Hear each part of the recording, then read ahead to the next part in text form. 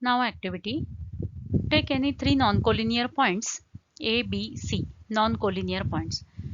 What should be done? To draw a circle passing through these 3 points.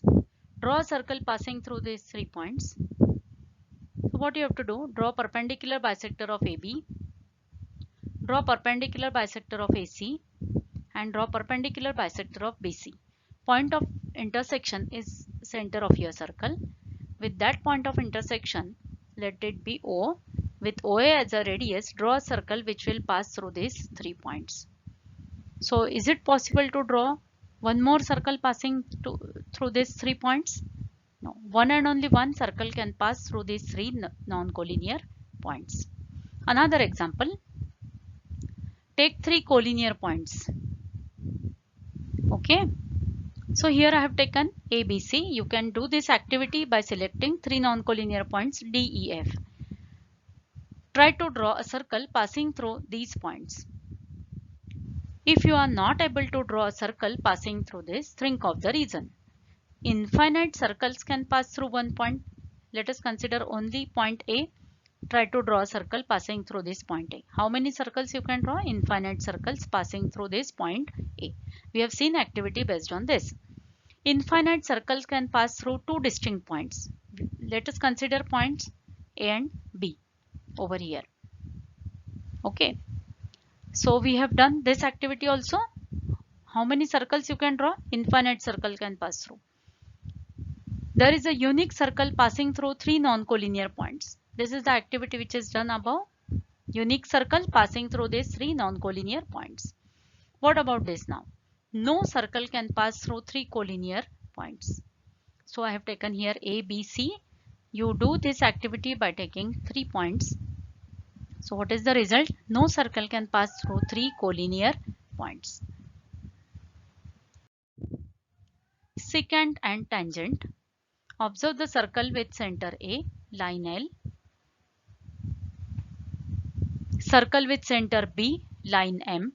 Circle with center C and line N. So here, not a single point is common in line L and a circle with center A. In your first example, no single point is common in both of this, that is line L and A. In second figure, circle with center B and line M, one point is common, which is P. Right? In third figure, circle with center C, you have 2 points in common, Q and R. So here, line M in second figure is called tangent to the circle. Only one point is common, which is P. That is called point of contact. And this line N is called secant of a circle. M is called tangent to a circle. And in first diagram, it is circle and a line. Okay. Observe the diagram, circle with center O, line AB. Now this is the activity. Draw a sufficiently large circle with center O. Draw radius OP. Draw a line AB perpendicular to this OP. It intersects the circle at point A and B. Imagine the line slides down towards point P such that all the time it remains parallel to the original position, that is AB. So points A and B approach each other along the circle. At the end, they merge at point P. But angle between the radius OP and line AB will remain the same, that is right angle.